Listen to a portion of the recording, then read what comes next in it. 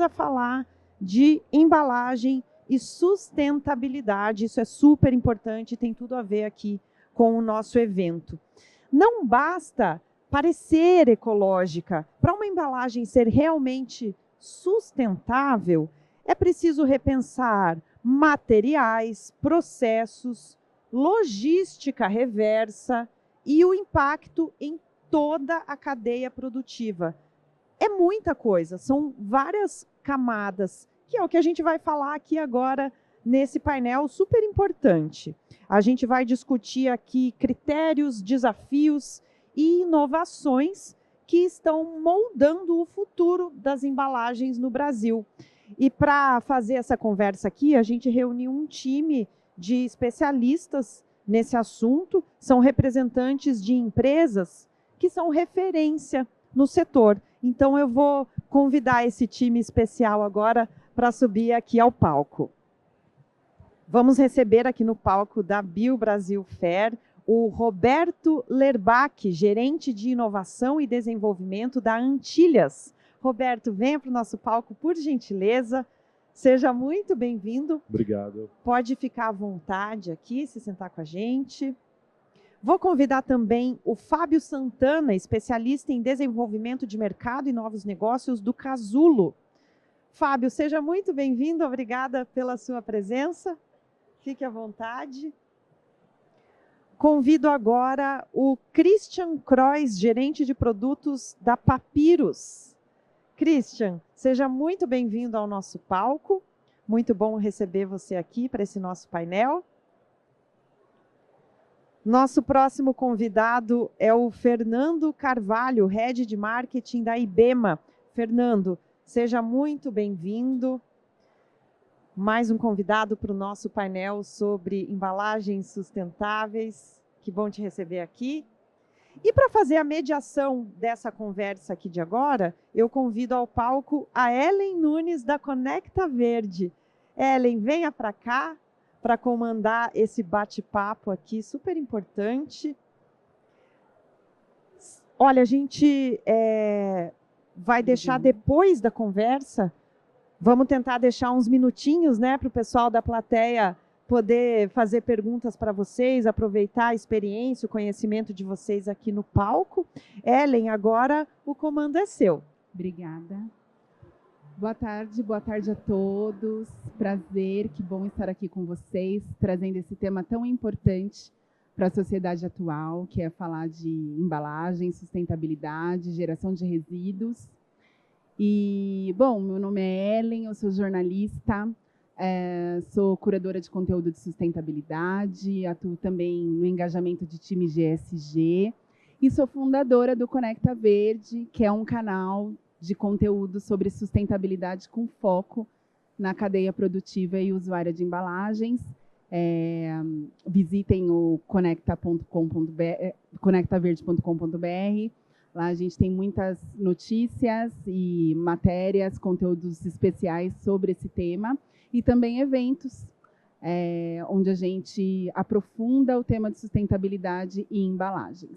Hoje eu estou aqui com todos esses representantes de diversos elos da cadeia de embalagens. Gostaria desde já de agradecer a presença de todos e vamos começar essa primeira rodada aqui. Gostaria que cada um de vocês contasse um pouquinho da atuação das empresas, um pouquinho de como como que a empresa de vocês atuam nesse setor e começar com o tema do nosso painel, que é o que faz uma embalagem ser realmente sustentável. Então, a primeira pergunta vai nesse sentido, para a gente já desmistificar um pouco e trazer a opinião de vocês aqui, começando pelo Roberto, da Antilhas. Por favor, Roberto. Bom, boa tarde, prazer estar aqui, agradeço o convite. Meu nome é Roberto, sou gerente de inovação e desenvolvimento da Antilhas Embalagens do Varejo. A Antilhas é uma empresa de 35 anos de mercado, é líder no fornecimento de embalagens para o segmento de varejo, atua com os principais players. E para a gente aí como é que eu posso dizer? É um desafio, mas é um desafio gostoso para a gente poder suprir de fazer embalagens sustentáveis. E para a gente, para uma embalagem sustentável, ela precisa ser pensada como parte de um sistema inteiro, né? Desde da cadeia produtiva, a entrega, a logística, a usabilidade, o descarte, o reuso, uma economia circular. Maravilha. Christian, para vocês lá na Papyrus, o que faz uma embalagem ser realmente sustentável?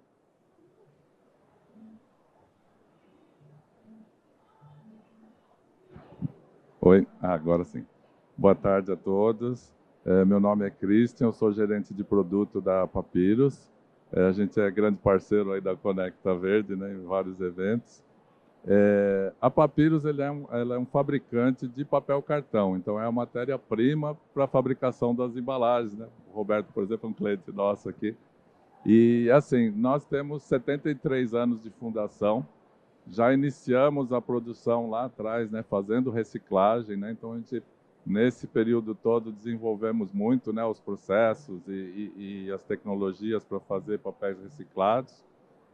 Temos um portfólio tanto de reciclados quanto de papéis virgens, né, que isso depende muito da usabilidade, né, da função final da embalagem, né, a gente aplicar uma coisa ou outra.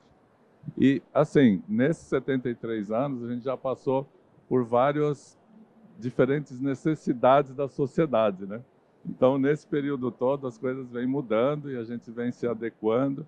E eu diria que aí nos últimos 20 anos, aí, né, a questão da sustentabilidade é uma necessidade premente, né, para todas as empresas, para todas as pessoas que estão no mundo. E a gente vem se adequando cada vez mais a realizar a sustentabilidade dentro da empresa e, de certa forma, buscar também dentro da cadeia, influenciar a cadeia para que ela seja o mais sustentável possível, né? A gente vai discutir um pouco mais, mas buscando sempre um design sustentável, buscando sempre um monomaterial, buscando tecnologias modernas, né? Buscando uma análise de ciclo de vida para analisar aquele projeto. Então, assim, a ideia sempre é estudar muito, né? Conhecer bastante todos os desafios necessários e sempre sempre assim estar descontente com a sua situação atual, né? Sempre buscar algo mais, né? Nunca estar estagnado numa situação, achar que já chegou no momento melhor, né? Eu acho que é isso. Depois a gente desenvolve mais o assunto. Maravilha. Já falando de design, Fábio, conta um pouquinho para a gente sobre a atuação do Casulo e o que você acha que faz uma embalagem ser sustentável. Maravilha. Primeiro, obrigado demais pelo convite, é muito bom estar aqui. É um prazer receber um convite desse para participar desse painel.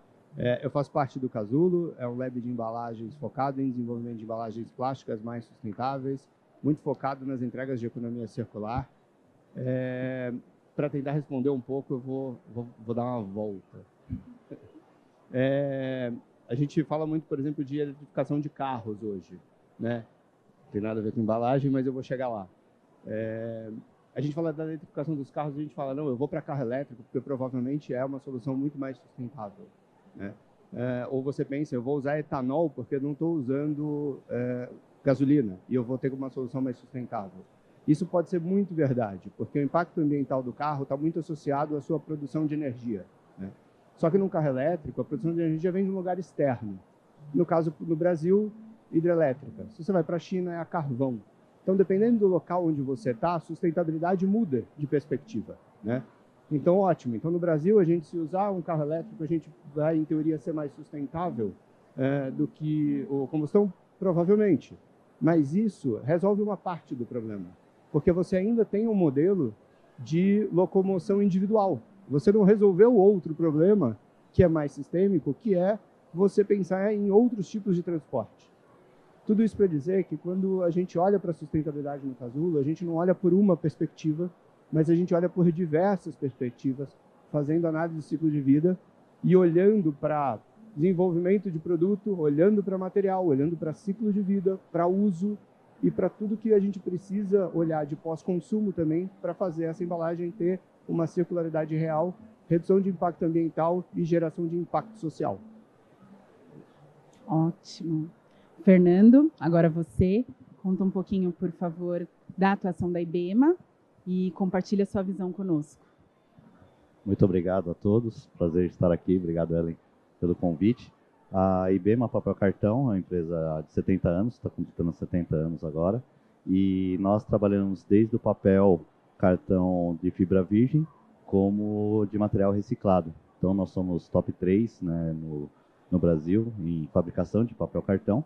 Porém, dentro da top 3, somos a que consegue realizar a utilização de conteúdo reciclado. Então, nós temos uma planta em Turvo, no Paraná, onde tem a floresta mesmo, que retira a árvore, que faz todo o manejo e tem todo um trabalho, né, bem forte dentro, né, do cuidado da floresta, de utilizar os recursos naturais. E em Budas Artes nós temos a nossa floresta de aparas, que é onde nós temos utilização, né, na porta da fábrica já tem uma estação preço de fábrica, onde a gente retira ali, né, os carrinheiros levam o material, nós compramos, né, a matéria-prima ali, as aparas, e utilizamos no nosso processo. Temos um liquidificador gigante que retira o plástico do papel e consegue utilizar, sai uma folha de papel cartão novinha. E respondendo à pergunta, né, sobre como trazer uma embalagem realmente sustentável, o papel cartão é a solução para algumas das necessidades do Brasil, né? Se você pensar até mesmo no copo, né, quantos copos foram utilizados aqui nesse evento, né? Quanto de lixo foi gerado aqui nesse evento? E se a gente utilizasse um copo de papel, né, com plástico, e depois eu poderia levar lá para Embu das Artes e reciclar esse material e utilizar numa nova folha de papel cartão. Esse é um exemplo de diversos que a gente pode comentar aqui hoje. Ok. Bom, minha pergunta agora é para o Roberto, como fabricante de embalagens, né? Na hora de vocês desenvolverem uma embalagem que vocês pensam como mais sustentável, como equilibrar as exigências daquela marca, do cliente de vocês direto, a experiência do consumidor e também as questões ambientais? Como é isso lá na Antilhas? Bom, atender essas demandas aí, né, do varejo propriamente dito, do consumidor e do meio ambiente é uma equação aí de 3 variáveis, né? Nenhuma delas pode ser negligenciada, né? A Antilhas tem essa questão de sustentabilidade, o compromisso com o planeta no DNA, né? Nosso propósito é impactar positivamente o planeta com soluções, inovações aplicadas às embalagens, né? E aí é o que eu acho que entra a função do desenvolvimento de produto, com foco, né? Eu tenho muito orgulho de trazer aqui, talvez compartilhar com vocês, uma inovação que a gente conseguiu construir dentro de casa, uma tecnologia, um processo que acho que consegue exemplificar bem essa demanda, esse tripé de demanda, né? Do mercado, do consumidor e do meio ambiente. A gente atua muito em embalagens premium, né? Então, um dos acabamentos de embalagem que mais comunica sofisticação, luxo, é a metalização. E esse acabamento normalmente se dá por um processo chamado laminação, que é a junção do papel com o plástico. Aqui a gente não está vilanizando o plástico de maneira nenhuma, cada um isoladamente são sustentáveis, mas quando a gente combina os dois, esse resultado ele dificulta o processo de reciclagem, ele quase que inviabiliza, né? São poucos convertedores que conseguem transformar esse papel. E aí, com essa demanda, a Antilhas desenvolveu uma tecnologia que a gente consegue transferir a metalização do filme para o papel sem que o filme fique junto no papel. E o resultado desse material é um papel com acabamento metalizado sem que o filme fique junto. Então ele é 100% monocamada, é um papel 100% reciclável, que você pode descartar ele lá no lixo reciclável de papel, ele vai ser transformado novamente em papel de novo, sem ter esse impacto de ter que descontaminar o plástico. E é uma inovação totalmente brasileira, feito dentro da Antilhas, que a gente tem muito orgulho, e eu acho que atende, né? Porque quando o cliente percebe luxo e sofisticação da metalização, o brand owner ele quer oferecer isso para o cliente. E com o processo de laminação, o terceiro tripé, que é o meio ambiente, ele fica fragilizado. E com essa tecnologia a gente consegue atender os 3 de maneira igual e ter essa solução aplicada, vamos dizer assim. Maravilha. Christian, falando de papel cartão, como as soluções em papel estão evoluindo para atender essas novas demandas de sustentabilidade? Eu acho que assim como o Roberto falou, né, nenhum segmento, nenhuma empresa consegue evoluir sozinha, né? Então isso hoje se fala muito, né, de cadeia de valor, né? E na verdade a cadeia de valor do papel vem evoluindo bastante. Então assim a gente tem conseguido, como eu falei, né, nesse período grande aí, né, que a gente fala de história de fabricar papel cartão no Brasil, a gente tem conseguido matérias-primas mais eficazes, né, que conseguem entregar mais resultado para embalagem, produtividade, capacidade de carga, uma série de coisas, usando menos matéria-prima. Então, assim, hoje em dia, eu acho que o principal mote, né, do papel cartão na sustentabilidade é entregar mais com menos. Então, você fazer a circularidade, que é muito importante, inclusive na Papyrus a gente tem um projeto específico para isso, que chama Papyrus Circular, que usa, né, esse material reciclado, principalmente o pós-consumo, para compor os produtos da linha. E assim, você, no fim, são várias ideias encadeadas aqui, né? Então, você tem matérias-primas virgens mais eficazes, mais eficientes, você tem a circularidade, e aí você usa a tecnologia, né, dentro dos seus processos produtivos, né, para criar produtos finais com menor pegada, né, menor pegada de sustentabilidade, e entregando eficiência para o cliente, né? Então, eu acho que a ideia de tudo isso, no final das contas, é o que é? Você retirar a pressão de você coletar, né, materiais ou, né, não renováveis, né? Então você tirar a pressão dos materiais virgens, da mineração, né, da floresta. Eu sempre tenho um pouco o pé atrás, porque as florestas no Brasil são plantadas para esse fim, né? Então ninguém desmata para fazer papel, né? Mas assim, quanto mais você puder tirar pressão dos meios da natureza e aproveitar toda a energia, todo o produto que já está no mercado e produzir produtos eficazes, você está criando sustentabilidade, né? Então, como você vê, né, a resposta ela é meio complexa, né? Porque são várias coisas somadas. Então, isso eu diria que hoje em dia uma das principais palavras é você ter parcerias, né? Ninguém domina tudo, né? Então, você tem que ter parceiros trazendo tecnologia, trazendo soluções para a sua cadeia, para que a cadeia se torne mais sustentável, né? Hoje não dá para ser sustentável sozinho, né? A sustentabilidade é colaborativa, né? Ela precisa muito dessa junção de propósito, né? E também do que é possível ali dentro daqueles projetos de embalagens, né? Queria perguntar para o Fábio agora. Fábio, no design de embalagens, vocês que estão lá imersos nesse processo, vivem isso diariamente, quais são os erros mais comuns que vocês veem assim, quando se pensa numa embalagem sustentável? E quando a gente fala de design, que tem uma responsabilidade muito grande, né, no descarte, na circularidade da embalagem, o que a gente poderia falar para os designers, para os profissionais que desenvolvem embalagem e que colocam essas embalagens lá na gôndola, no supermercado para a gente? Acho que o erro mais comum é querer fazer tudo igual, achando que você está fazendo diferente.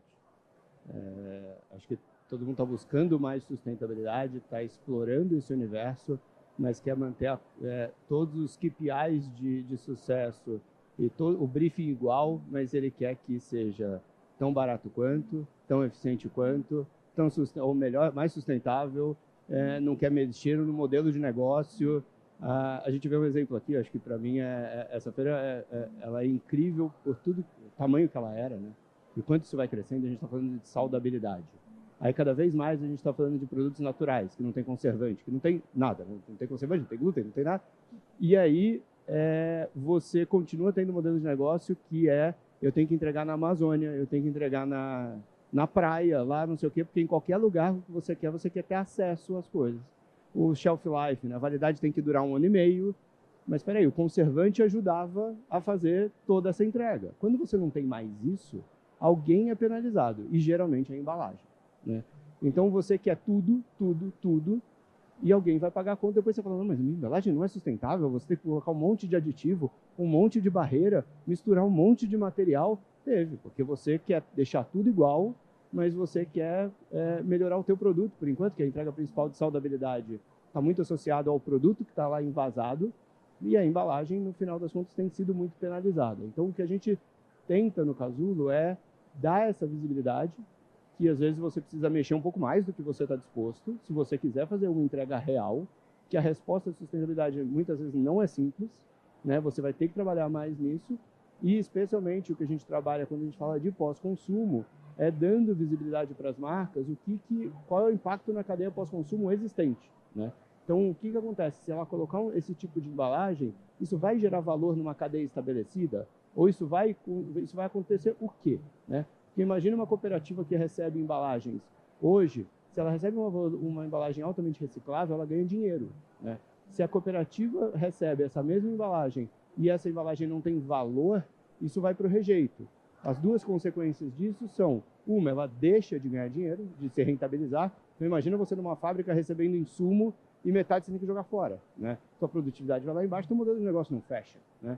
E aí, só que o aterro sanitário é gerido por uma empresa. Essa empresa cobra pela entrada do aterro sanitário, então alguém paga o aterro sanitário, né? Se não é a própria cooperativa que paga o aterro sanitário, que diminui ainda mais o lucro, quem paga é o município. Se quem paga é o município, quem paga é a gente, né? Então a gente tem menos dinheiro para educação, para saúde, para saneamento básico. Então o design de embalagem é fundamental, né? E essa consciência de equilibrar negócio, escala, saudabilidade e sustentabilidade é fundamental para a gente desenvolver o país como um todo, porque a gente está jogando dinheiro, às vezes, no lixo, tentando desenvolver soluções mais saudáveis de um lado, mas que tem um impacto gigantesco do outro. Muito bom. Fernando, agora você. Queria que você falasse um pouquinho dos desafios e das oportunidades também, de encontrar embalagens mais sustentáveis dentro da realidade do papel cartão hoje, do que é possível hoje com o papel cartão atual que nós temos disponível no Brasil. Queria que você falasse um pouquinho sobre. Legal, legal. Eu até mesmo assumi como Head de Marketing agora em janeiro, né? Depois de 20 anos trabalhando na indústria de flexíveis, e atuei em diversas áreas, desenvolvimento, assistência técnica, vendas, marketing, e venho para a IBEMA justamente para isso, né? Para a gente conseguir estruturar a parte de desenvolvimento, está sobre a minha gestão, né? Onde a gente consegue hoje trabalhar algumas estruturas de papel cartão, tanto para atendimento da Política Nacional de Resíduos Sólidos, né? Onde você já tem que considerar, né? Quais ações estruturantes a sua empresa, né? Como brand owner, está realizando, quais são as atividades, né? Como você consegue utilizar conteúdo reciclado em suas embalagens e como você consegue coletar essas embalagens. Então, isso já é algo estabelecido no mercado do papel cartão, né, com as estruturas que a IBEMA apresenta ao mercado. E tem muitas outras possíveis, né? Então, você pode combinar outros materiais, outros polímeros, né, outras barreiras ao papel cartão para que atenda às necessidades como barreira gordura, oxigênio e etc., né? Então, hoje o papel cartão ele já consegue, né, utilizando outros materiais em conjunto, né, e de novo, né, como temos o processo de reciclagem estabelecido também, a gente consegue utilizar esses polímeros em conjunto com o papel, mas também realizar depois a separação, a destinação daquele polímero para a cadeia adequada e a reutilização do papel cartão. Muito bom. Fábio, eu vou voltar com você. Eu tinha já pensado em te fazer uma pergunta sobre reciclagem, porque eu sei que você também é bem próximo dessa cadeia, o que, sem dúvida, toda a indústria precisa cada vez mais se aproximar da cadeia da reciclagem para realmente a gente, e não só a indústria, mas também nós como consumidores, né, entender realmente a realidade do que é possível ser reciclado no Brasil. E nem sempre o que é reciclável é reciclado, como você já mencionou. E aí eu queria que você me contasse um pouquinho como que o Casulo trabalha para garantir que as embalagens desenvolvidas por vocês tenham, de fato, um segundo ciclo de vida e que retorne, que circule dentro dessa cadeia. Ainda era eu que eu conseguisse garantir alguma coisa, mas a gente tenta. O que a gente faz é tentar olhar com um olhar sistêmico mesmo, que é entender todo o desenvolvimento, todo o ciclo de vida, como que é a jornada de consumo e como que é o hábito de consumo. para a gente identificar para onde potencialmente podem parar, se elas têm potencial para ir, por exemplo, eu falei itens muito pequenos. Ele pode ser altamente reciclável em qualquer material, mas provavelmente uma cooperativa não vai coletar, ela ganha por peso, né? É o quilo do material. Então, se estiver passando um item grande, altamente reciclável, um item muito pequenininho, dependente do material, aquilo não posso afirmar, mas posso dizer que provavelmente muita chance de não ser reciclado, né? Então, como que você desenha itens que façam sentido para a reciclagem? Então, primeiro é você ir numa cooperativa, entender esse universo e você começar a olhar para eles como uma empresa e que também precisa gerar renda, né? E eles vão escolher as batalhas deles, né? Então, o que você precisa desenhar é um produto que atenda essa expectativa para gerar valor, né? Senão, ele não vai fazer milagre, ele vai escolher o que tem maior lucro, como você faria na sua empresa, como provavelmente você faz na sua empresa. E aí a gente vai testando esses modelos. A gente gosta muito, caso a gente tem um laboratório de prototipagem, a gente vai testando. E aí acho que um case para a gente muito emblemático é que a gente desenvolveu um desodorante roll-on refilável, né? E aí, desodorante roll-on é simples, né? Você abre a tampa e sai usando. Então, quando você pensa num reutilizável, ele tem que ter uma experiência, no mínimo, tão boa quanto, né? E, idealmente, uma experiência melhor, para você adotar uma solução. O momento do refil tem que ser interessante. Então, você começa a olhar para drivers de jornada de consumo. Mas aí, quando a gente começou a desenhar, a gente, inspirado num case anterior, que uma marca pediu o menor refil possível, a gente falou, é 5% do tamanho, porque era um químico, né? Ele, não é tão pequeno, porque daí o consumidor não vê. Não é só o consumidor. A cooperativa não vê também. Então, a gente desenhou um refil, que o refil era médio tamanho, que cabe numa mão, legal, assim. Então, ele já tem redução de material, mas ele tem um tamanho interessante para a cooperativa. E a gente imprimiu um monte de impressora 3D, colocou na esteira da cooperativa e fez um teste cego para ver se as cooperadas pegavam esse material.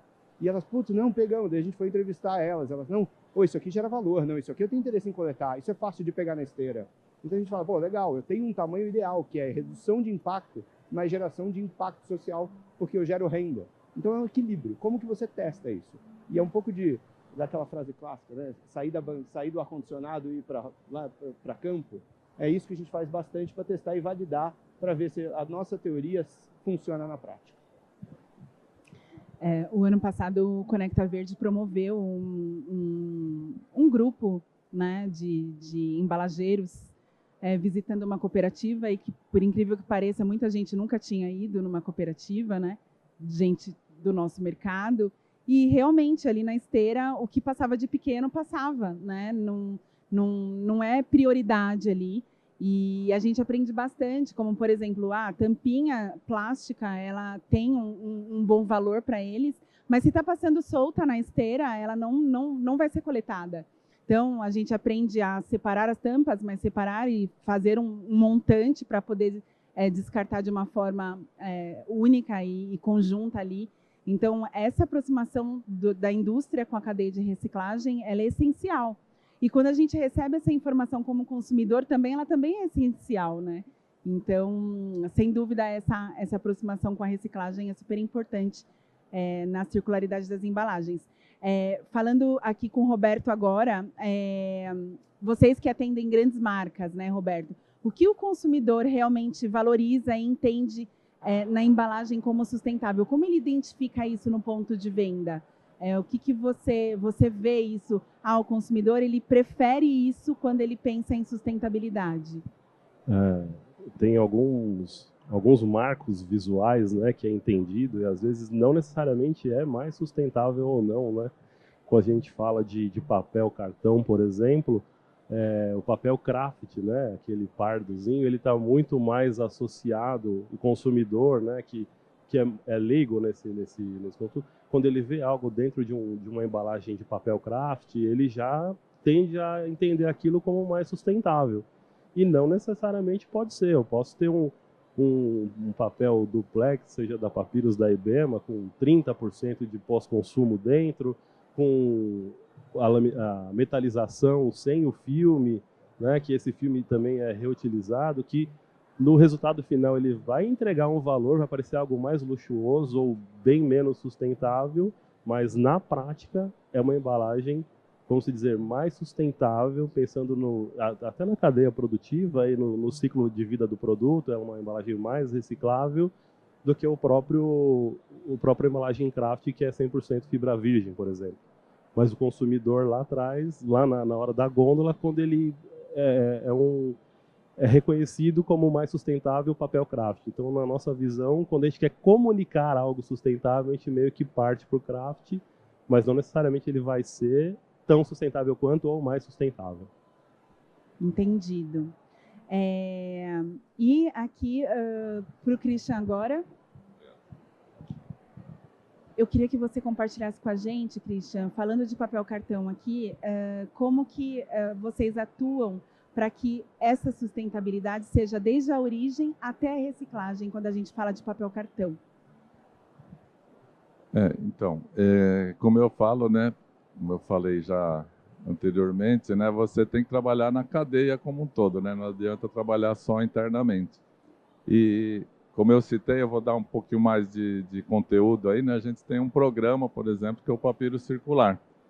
E, assim, dos itens, né, de sustentabilidade, como a gente pode até chamar isso, eu diria que a circularidade é um item que a gente tem que trabalhar muito forte, né, porque é uma coisa de bastante peso dentro de todas as ações de sustentabilidade que você possa ter.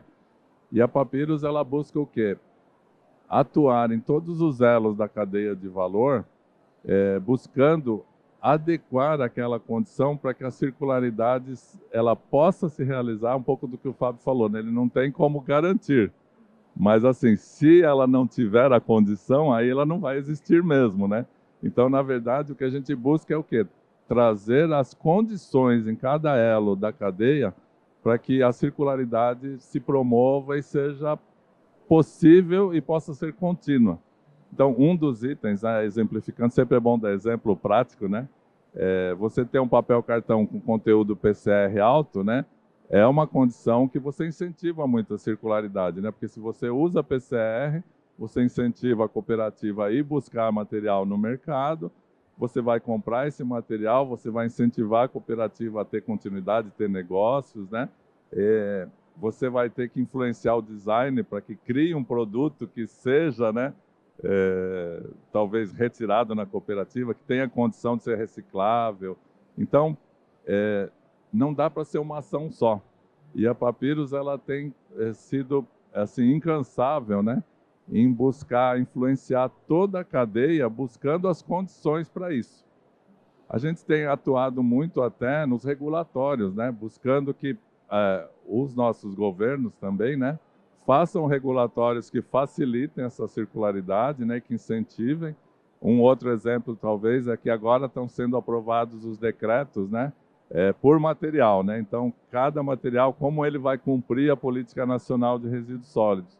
E nessa política está sendo colocado, eles ainda não saíram esses decretos, mas é quase certo que eles vão solicitar uma obrigatoriedade de um material reciclado nas embalagens, um certo percentual, né? Que seja 20%, 22%, não sei quanto vai ser. Então, isso é um outro efeito que também vai gerar as condições para a circularidade acontecer. Então, assim, a gente tem que trabalhar internamente, né, nas tecnologias, em tudo isso, mas buscar também incentivar que todas essas condições sejam ideais para que isso ocorra, né? Muito bom, muito bom. Bom, estamos partindo para a reta final do nosso painel, mas antes eu queria fechar com uma pergunta para todos vocês. Falando para o consumidor que está aqui, né? Nós estamos hoje num dia em que tem uma ampla visitação de consumo, de consumidor aqui. O que cada um poderia dizer para esse consumidor?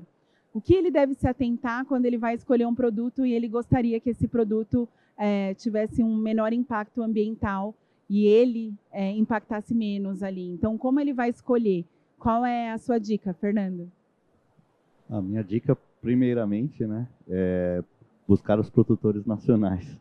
A gente está vendo muita entrada de materiais externos, né, que promovem, né, as indústrias de fora do Brasil, e a gente acaba não aproveitando toda a nossa biodiversidade, todos os materiais que estão disponíveis aqui.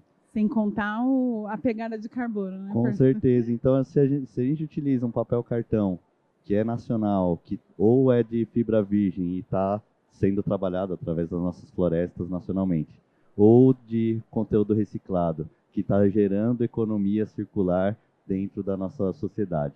Isso vai apoiar cada vez mais o seu produto. Você pode utilizar isso, né? Tem o brand equity, que eu acho que no Brasil o marketing brasileiro utiliza pouco, né? Como que a gente pode melhorar isso e ajuda também, né, a circularidade como um todo. Então, acho que esse é o primeiro passo para você, né, e convido todos, né, a entenderem mais sobre os produtos, né, sobre as embalagens que estão disponíveis para os produtos de vocês. Muito bom. Fábio? Primeiro, eu adorei a resposta. Eu acho que é isso. Acho que eu vou fazer um complemento. Acho que esse é um ponto fundamental, a gente olhar para da onde está vindo. Mas aqui, acho que o consumidor está muito olhando para produto. A embalagem ali às vezes passa despercebido, né? Então, acho que da mesma forma que você busca saudabilidade, quando você vai no stand e pergunta sobre do que é feito o produto, né? Ou qual é o processo, se tem glúten, se não tem, etc. Pergunte sobre a embalagem. Mas também não fique satisfeito com uma resposta simples.